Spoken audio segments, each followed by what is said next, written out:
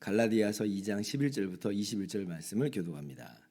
게바가 안디옥에 이르렀을 때에 책망받을 일이 있기로 내가 그를 대면하여 책망하였노라.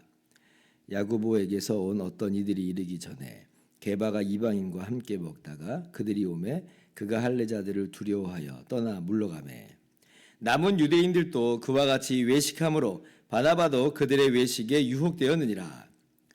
그러므로 나는 그들이 복음의 진리를 따라 바르게 행하지 아니함을 보고 모든 자 앞에서 게바에게 이르되 내가 유대인으로서 이방인을 따르고 유대인답게 살지 아니하면서 어찌하여 억지로 이방인을 유대인답게 살게 하려느냐 하였노라. 우리는 본래 유대인이요 이방 죄인이 아니로되 사람이 의롭게 되는 것은 율법의 행위로 말미암음이 아니요 오직 예수 그리스도를 믿음으로 말미암는 줄 알므로 우리도 그리스도 예수를 믿나니 이는 우리가 율법의 행위로서가 아니고 그리스도를 믿음으로써 의롭다함을 얻으려 함이라. 율법의 행위로서는 의롭다함을 얻을 육체가 없느니라. 만일 우리가 그리스도 안에서 의롭게 되려 하다가 죄인으로 드러나면 그리스도께서 죄를 짓게 하는 자냐? 결코 그럴 수 없느니라. 만일 내가 헐었던 것을 다시 세우면 내가 나를 범법한 자로 만드는 것이라. 내가 율법으로 말미암아 율법에 대하여 죽었나니 이는 하나님에 대하여 살려 함이라. 내가 그리스도와 함께 십자가에 못 박혔나니 그런즉 이제는 내가 사는 것이 아니요 오직 내 안에 그리스도께서 사시는 것이라. 이제 내가 육체 가운데 사는 것은 나를 사랑하사 나를 위하여 자기 자신을 버리신 하나님의 아들을 믿는 믿음 안에서 사는 것이라. 같이요. 내가 하나님의 은혜를 패하지 아니하노니 만일 의롭게 되는 것이 율법으로 말미암으면 그리스도께서 헛되이 죽으셨느니라. 아멘. 할렐루야. 하나님의 크신 은혜와 평강이 오늘도 변함없이 여러분 가운데 넘치기를 주님의 이름으로 축원합니다. 갈라디아서는 굉장히 논쟁적 어조로 쓰인 서신이다. 이렇게 제가 말씀을 드렸습니다. 성격이 아주 논리적이고 또 어떤 측면에서는 굉장히 전투적인 그런 부분이 있습니다. 따라서 이제 논쟁의 대상이 누구냐, 지금 바울이 비판하고 있는 책망하고 있는 대상이 누구냐라고 하는 것을 아는 것은 굉장히 중요합니다. 그러면 이제 누구를 과연 바울이 그렇게 비판을 하고 있는가, 그것은 반성경적이다라고 그렇게 이야기하는가라고 할 때 어저께도 말씀드렸던 것처럼 이것은 율법주의적 기독교에 대한 그런 비판입니다. 언뜻 보면은 그냥 지금 유대교를 지금 책망하는 유대교와의 문제 속에서 지금 복음을 설명하는 것처럼 그렇게 생각을 할 수 있는데요. 그렇지 않아요. 좀 더 자세히 들여다보면 거기에서 한 걸음 더 나아가고 있다는 걸 우리가 충분히 알 수가 있죠. 오늘 이제 본문 11절에서 14절까지 나오는 그 에피소드를 봐도 대표적으로 우리가 그것을 알 수가 있어요. 여기 보면 이제 게바가 안디옥에 이르렀을 때 사건을 기록하고 있습니다. 게바는 누구냐면 사도 베드로를 이야기하고 있습니다. 사도 베드로 유대인이죠. 사도로서 예수님의 제자잖아요. 그리고 이제 초창기에 교회는 유대인으로만 이루어진 교회였습니다. 예수님께서 승천하신 이후에 성령을 주실 때 그때 이제 유대인들만 예루살렘에 있는 형편이었으니까요. 그런데 이제 하나님께서 이 베드로에게 아주 귀한 경험을 하게 하시죠. 고넬료 가정, 이방인 고넬료를 구원하실 때에 환상을 보여주세요. 그래서 하나님께서 속하다 하지 않는 것을 너가 이제 함부로 속하다 이렇게 말하지 말라, 이렇게 이야기를 하시죠. 베드로가 뭔 말인가 좀 긴가민가 했는데 이어서 이루어지는 사건 속에서 이방인 고넬료에게 하나님이 성령을 부어주심으로 유대인이나 이방인이나 차별하지 않고 그리스도 안에서 그리스도의 몸인 한 교회로 세우시는 그 놀라운 광경을 이제 베드로가 봐요. 그래서 이제 사실은 그 당시에 유대인으로서 이방인과 교제하는 것, 식사하는 건 위법입니다. 유대 관습에서 그것을 허용하지 않는데, 근데 이제 베드로는 이방인과 함께 이제 교제를 하고 식사를 하게 되는 그런 일들도 있었어요. 그러니까 오직 은혜로 이제 구원받는다는 것이 이제 이제 명확하게 드러난 사건이에요. 그래서 이제 사도행전 15장에 보면 예루살렘 회의가 이방인의 구원 문제에 있어서 예루살렘으로 이제 모든 이제 사람들이 지도자들이 함께 모여서 회의를 할 때 분명히 이제 거기서 선언을 하죠. 오직 이방인이나 유대인이나 다 은혜로 구원받는다라고 하는 율법이 아니고 이제 분명히 이제 선언이 됩니다. 그러니까 베드로는 충분히 이걸 알고 자신이 경험하고 자기가 또 그 일련의 일에 있어서 가장 핵심적인 그런 역할을 한 사람이에요. 그런데 이제 안디옥에 있을 때 그래서 이방인과 함께 밥을 먹는데 거리낌이 없으니까. 근데 이제 야고보에서 온 어떤 이들이 있다 그래요. 여기 야고보는 아마도 이제 장로 야고보로서 예수님의 이 동생이었던 야고보가 초대교회 지도자로도 활동하거든요. 이제 그 야고보를 이야기하는 것으로 보입니다. 그러니까 이들은 이제 12절 보니까 할례자들이다 그래요. 할례자들이다. 그러니까 베드로가 이방인하고 식사를 하고 있다가 지금 이들이 오는 걸 보고 물러가 버려요. 그러니까 이방인하고 밥을 먹으면 안 된다라고 그랬잖아요. 유대인은. 그러니까 물러가 버립니다. 위법이라고 하니까 사실은 이제 고넬료하고 식사를 한번 한 다음에 그 다음에 이제 유대인 기독교인들이 베드로를 11장 보면 사도행전 11장 보면 비난한 적이 있어요. 그러니까 지금 유대인과 이방인의 이 당시의 구별이라고 하는 건 우리의 상상을 좀 뛰어넘고 있습니다. 그러니까 베드로조차도 비난을 그때 막 해버려요. 그러니까 베드로가 그때 이제 그래서 자초지종을 다 설명을 이제 했던 것이죠. 근데 아마 그게 트라우마로 좀 작용을 하고 있는 것인지 이방인 유대인들이 할례자들 기독교인들이 오니까 베드로가 또 그 자리를 피해 버린 거예요. 근데 이제 이게 지도자의 이 어떻게 보면 이 행동이 굉장히 엄청난 파급력을 좀 갖고 옵니다. 그러니까 자기는 그냥 생각 없이 그렇게 했을지 몰라도 그 작은 행동 하나가 어마어마한 이제 그런 일을 이루게 되는데 이제 그러면 이제 베드로가 밥을 먹다가 지금 이방인하고 지금 밥을 안 먹는다. 이제 이런 얘기가 돌기 시작하잖아요. 그러면 이게 어떻게 되는 거예요? 그러면 그리스도께서 주님의 십자가로 말미암아 유대인과 이방인을 한 몸으로 삼으신 걸 다시 나누게 되죠. 유대인과 이방인이 다시 구별돼 버립니다. 전혀 반성경적인 일이 이루어지는 거예요. 심지어는 이방인들은 그러면 2등 하나님의 2등 백성인가?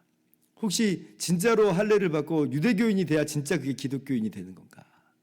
이런 생각을 그래야지 진짜 구원받는 건가? 이런 생각을 이제 하게 만들어 버린다는 거예요. 그러니까 이게 지금 사소한 문제가 전혀 아닙니다. 그래서 여러분 우리가 지금 갈라디아서의 지금 비판 대상을 분명히 알아야 돼요. 유대교가 아니에요. 율법주의적 기독교, 할례파 기독교. 이제 이걸 이제 비판 대상으로 삼고 있는 거죠. 이 할례파 기독교, 그러니까 율법주의 기독교는 유대교인으로서 기독교인이 돼야 된다는 거예요. 그래서 사도행전 15장 1절에 그 논쟁이 일어났다 그랬잖아요. 그때 이제 뭐라고까지 이야기하냐면 이방인들을 향해서 이렇게 말하는 거예요. 너희가 모세의 법대로 할례를 받지 않으면 능히 구원을 받지 못하리라. 이렇게 얘기합니다. 그러니까 유대교인으로서 기독교인이 돼야지 그게 진짜 구원받는 거다. 이렇게 얘기하는 거예요. 근데 바울은 절대 그것을 용납할 수가 없었습니다. 왜냐하면 그건 성경적이지가 않거든요. 그래서 오늘 분명히 다시 한번 선언하는 거예요. 율법으로서는 우리가 절대 의롭다함을 얻을 수가 없다. 오직 믿음으로 말미암아 우리가 의롭다함을 얻는다. 16절 보세요. 사람이 의롭게 되는 것은 율법의 행위로 말미암이 아니요 오직 예수 그리스도를 믿음으로 말미암는 줄 알므로 우리도 그리스도 예수를 믿나니 이는 우리가 율법의 행위로서가 아니라 그리스도를 믿음으로써 의롭다함을 얻으려 함이라. 율법의 행위로서는 의롭다함을 얻을 육체가 없느니라. 율법으로만 의롭다함을 얻지 못한다. 이것뿐만 아니에요. 지금 예수님을 믿고 또 율법도 지켜야 의롭다함을 받는다. 그것조차도 아니에요. 오직 믿음으로만.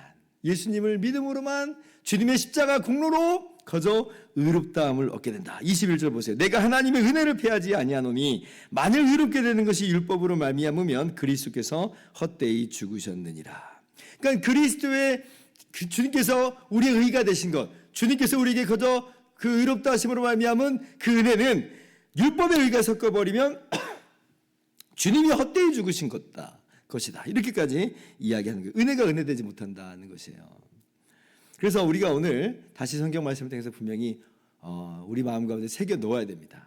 우리는요 오직 예수님을 믿음으로만 주님의 십자가 그 공로로만 거저 의롭게 됨을 여러분 믿으시기 바랍니다. 이게 너무나 중요해요. 이것이 바로 루터가 이야기하기는 교회를 세우는 교리요. 이 교리에서 무너지면 교회가 무너진다 그랬어요. 교회가 아니다는 거죠. 이 교리, 오직 예수님을 믿음으로만 거저 의롭다함을 얻게 된다라고 하는 교리는 사람을 살리는 교리고, 이 교리가 무너지면 그 사람은 무너집니다. 그 사람은 죽는 거예요. 그래서 오늘 다시 이 하나님의 말씀을 우리 마음에 새겨야 됩니다. 우리는요, 절대 율법으로는 조그마한 눈꽃만큼의 의도 확보할 수가 없어요. 우리가 오히려 율법으로 그렇게 조금이라도 의를 확보하려고 든다면 오히려 율법은 우리를 죽입니다. 제가 어저께 주일날 말씀드린 것처럼 율법은 모든 일을 항상 행하는 걸 요구하거든요. 근데 율법으로 조금이라도 의를 확보하려고 든다면 오히려 율법이 우리를 죄인이라 규정을 하고 우리를 저주 아래로 우리를 가두어도 버려요. 그러니 율법의 행위로 의를 얻으려고 한다는 게 얼마나 무시무시한 것인지 우리가 알아야 됩니다. 보고독 있잖아요.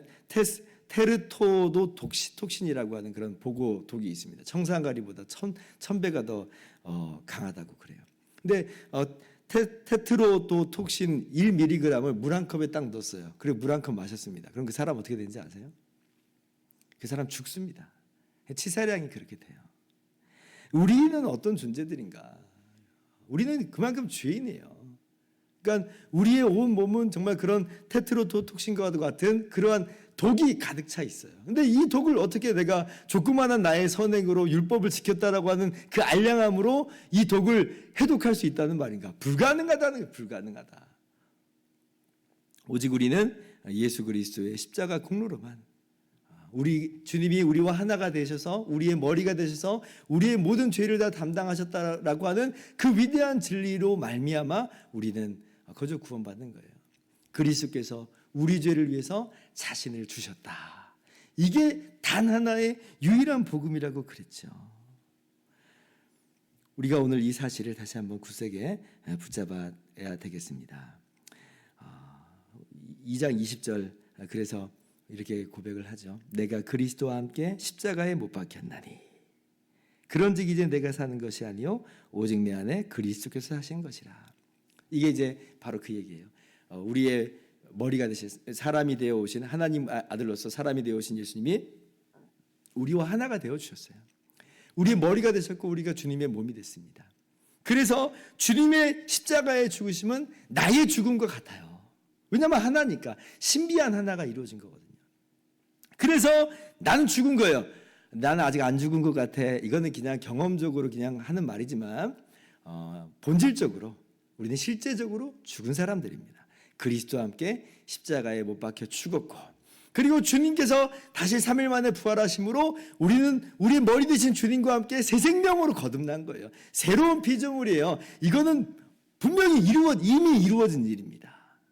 내 죽은 것 같아, 내가 아직 산 것 같지 않은 것 같아, 이런 단순한 내용이 아니에요. 존재론적으로 우리 이미 변화된 사람이다. 오직 내 안에 그리스도께서 사신 것이라. 근데 여전히 우리가 이 땅 가운데 살아가는 이 모습이 있죠. 그래서 우리가 사실은 아직 내가 덜 죽은 것 같아요, 막 이런 얘기를 하지만, 근데 우리 믿음으로 살아갑시다. 오늘 믿음으로 산다 그러잖아요. 이미 믿음으로 우리는 주님과 하나가 되었고, 나의 모든 죄가 다 용서함 받고 새로운 피조물이 된 거예요. 구원받은 거예요. 의롭다함을 얻었어요. 이러한 믿음으로 사는 것이다. 이제 내가 육체 가운데 사는 것은 나를 사랑하사 나를 위하여 자기 자신을 버리신 하나님의 아들을 믿는 믿음 안에서, 그러니까 이 복음을 믿는 믿음 안에서 살아간다. 이미 난 죽었고 주님과 함께 새 피조물로 살았다라고 하는 믿음으로 사는 거예요. 오직 예수님을 나의 주와 구주로 믿는 그 믿음으로 살아가는 사람들이에요. 우리는 이미 새로운 피조물이요 의롭다함 받았고 새 생명으로 거듭났다. 이제 그러니까 이제 그 은혜가 우리 가운데 역사하여서 머리 대신 주님으로 말미암아 날마다 성령으로 말미암아 새 힘이 공급돼서 주님을 닮아가는 삶을 살아가게 되는 비결은 바로 여기에 있어요. 우리가 주님과 함께 죽었고 주님과 함께 새 생명이 됐기 때문에 머리 대신 주님으로부터 성령으로 말미암아 날마다 힘이 공급되니 우리가 주님을 닮아간다. 그래서 오직 예수님을 믿음으로 거저 의롭다함을 얻었다라고 하는 이 오직 은혜의 복음을 마음 가운데 새기고 감사하고 기뻐하고 감격하면서 또 오늘 더욱더 주님을 닮아가는 멋진 삶을 살아가는 저와 여러분들 되기를 주님의 이름으로 축원합니다. 기도하겠습니다.